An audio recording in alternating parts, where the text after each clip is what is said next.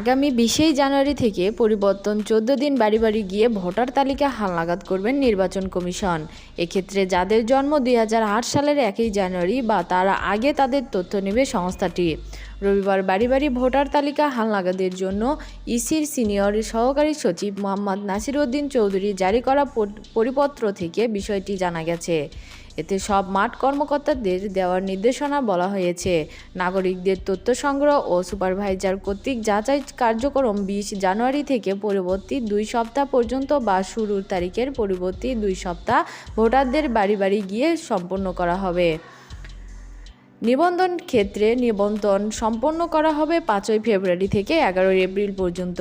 উপজেলা অথবা থানা নির্বাচন অফিসারের কার্যালয়ে ভোটার এলাকায় স্থানান্তরের আবেদন গ্রহণ, মৃত ভোটারদের নাম কর্তনের তথ্যাদি এবং নতুন ভোটারদের তথ্য বিভিআরএস সফটওয়্যারের সাহায্যে ডাটা এন্ট্রি ও ডাটা আপলোড করা হবে ১২ ফেব্রুয়ারি থেকে ১৬ এপ্রিল পর্যন্ত।